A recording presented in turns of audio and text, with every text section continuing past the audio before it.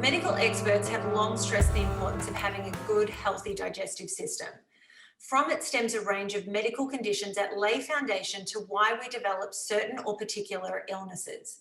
In Nigeria, poor gut health continues to be the predominant condition behind a wide range of illnesses. Joining us today is medical doctor and the founder and executive director of the Brain Body Foundation, established in both Nigeria and the United States, Dr. David Ajibade. Welcome to the program. Thank you, Natalie. Good to be on. Now, you're currently here in the US, and we are going to get to the reason behind that a little bit later on. But first of all, can we start with why is gut health so important? I think that's a great question, Natalie, and I really feel as medical professionals, it needs to be, shouted from the rooftops. Other than the basic principle that if the food you eat and the drinks you drink aren't being well digested and absorbed into the bloodstream, they're not going to do the work, or your body isn't going to do the work of taking them in and using them either to repair itself or to build structures, to build more cells, or to protect itself, or to do the basic metabolic processes. So that's basic. Your digestive system needs to be working well so it can break down the big food particles into smaller food particles that can be easily taken into the bloodstream and used up. Now, that's where many times we leave it, but there's so much more to that. One of the reasons for that is that you have, for instance, your immune system. 70 to 80% of your immune system resides in the gut. Mm-hmm. Another thing, we talk about depression, and it's big in the world today. And of course, they use what are known as the SSRIs, which help in terms of helping to alleviate depression. But they work with serotonin, which many people know about. We also know about dopamine. Serotonin, 95% of serotonin that the body uses is made and used in the gut, not the brain. And also about 50% of the dopamine is made and used in the gut, not the brain. So there's a lot more to the gut than we give it credit for.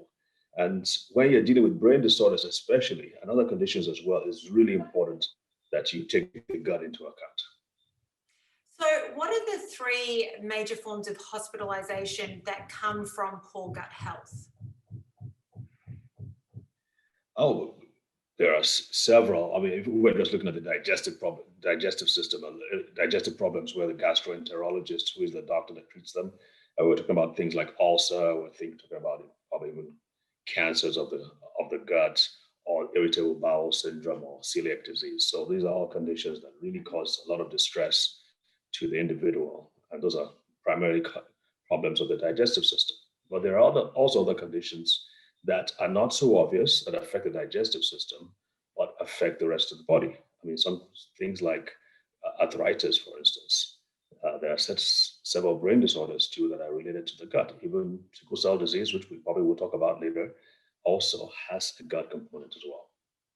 So arthritis is affected by gut health? Correct.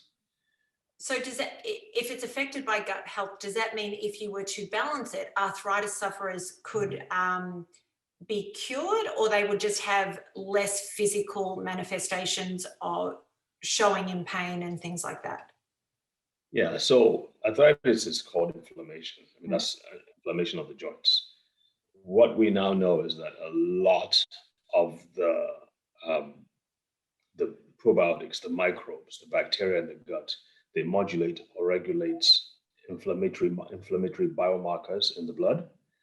And if you balance out, I mean, one way to do it is balance out the probiotics, either by diet or by exercise. Even stress, alleviating your stress can help to balance out the probiotics or the bacteria in your gut and temper down the inflammation, because the more healthy your microbiome is as the good bacteria, the more of the good bacteria and the more diverse the good bacteria are. It's a lot more complicated than this, but just try and look at it from really basic principles. The more healthy your gut is, and the more you have the good bacteria, the more you'll be able to have healthy joints, even cardiovascular system, brain health, and hormonal health and other things.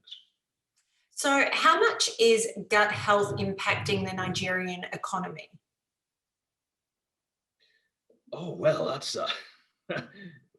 if you're talking about it directly, it's hard to quantify whether directly or indirectly, because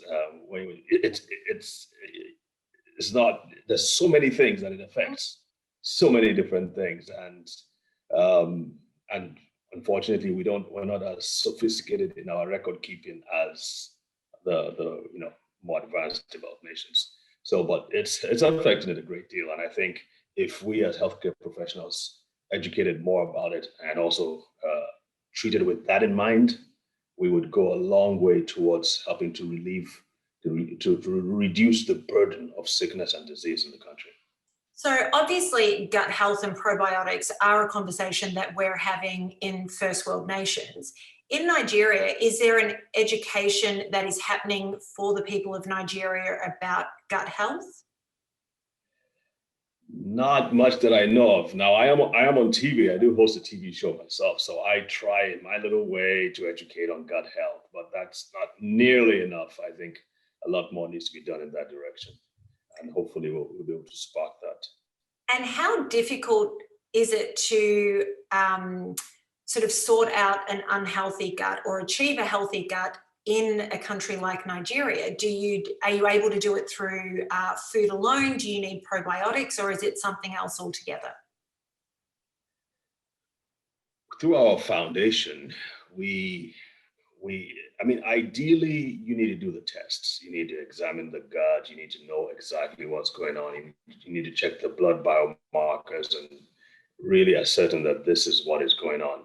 We're not able to do that, obviously. So we start, I mean, from where we stand, we start from first principles, and we're like, okay, the fact that he has these conditions, like autism or brain disorders, even strokes, we can pretty much be sure that the gut is going to be affected, because the gut and the brain are like twins, identical twins. What happens to one usually affects the other. So we can start from that. And because we don't use medications at all, we don't use drugs at all, although I am a classically trained medical doctor, but because we don't have the ability to really monitor certain things as we should, we do the nutritional supplements or nutraceuticals, so that we have a better assurance that we're not causing any harm, if you know what I mean. That's one of the things we have to swear by.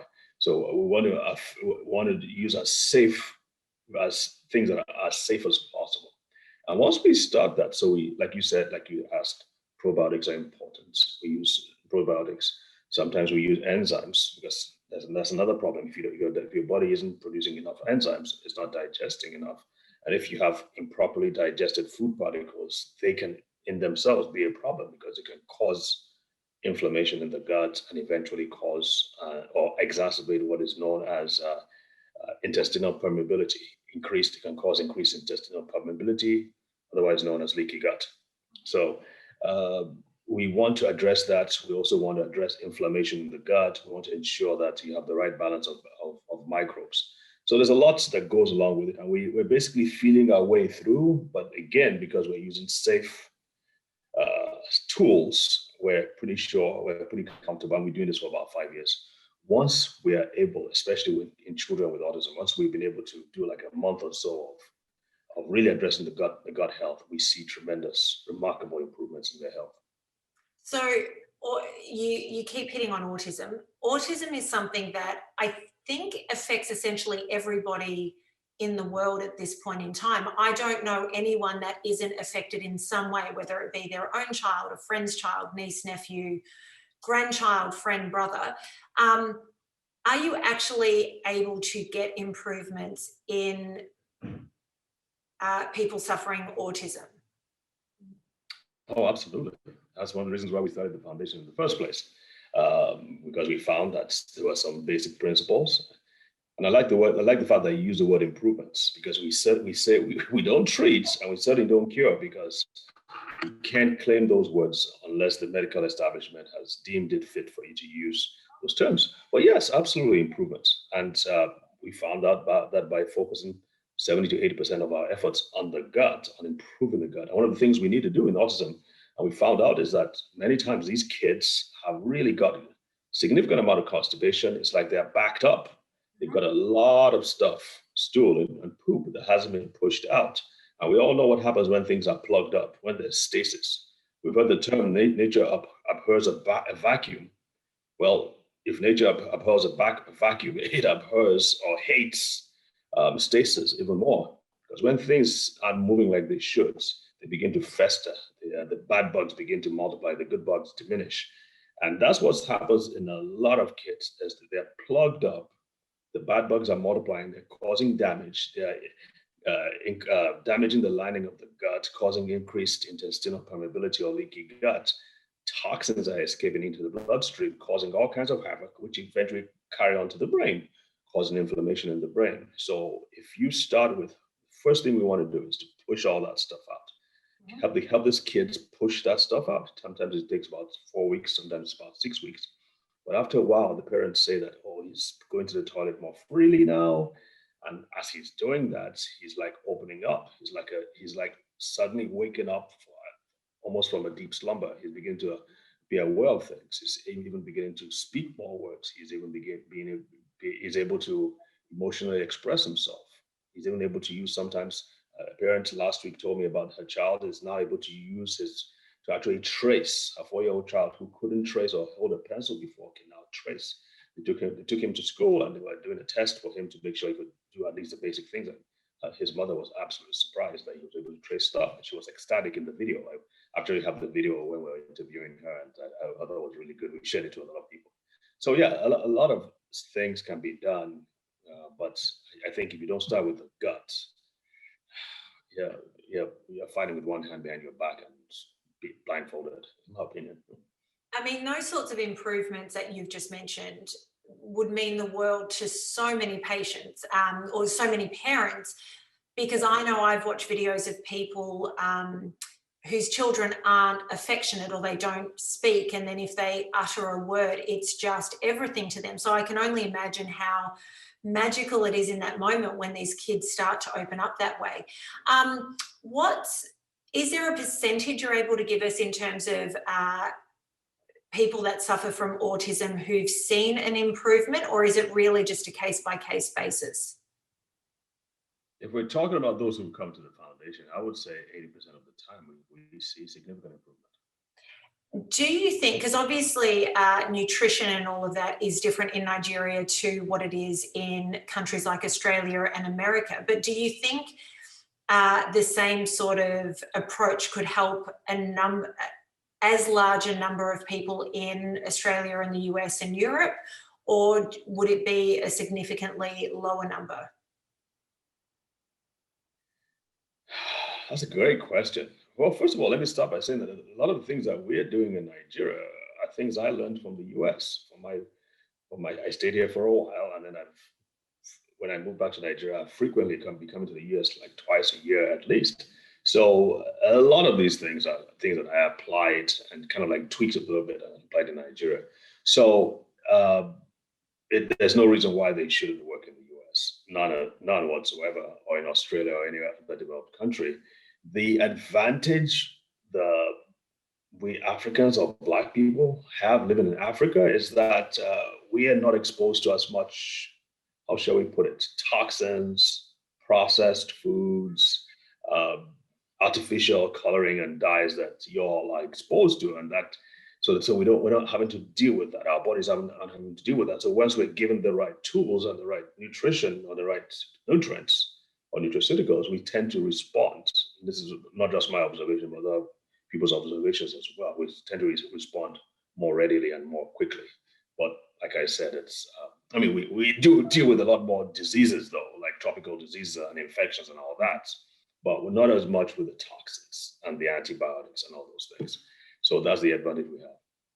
Yeah, I think no matter what country you're in, we're all faced with challenges that are sometimes uniquely our own, and other times they're ones that we share with other humans on this planet. Dr. Ajibade, thank you so much for speaking to us about this. I'm sure this has set a light bulb off for many, many people. And we are going to come right back with part 2 and talk about your latest project. Thank you.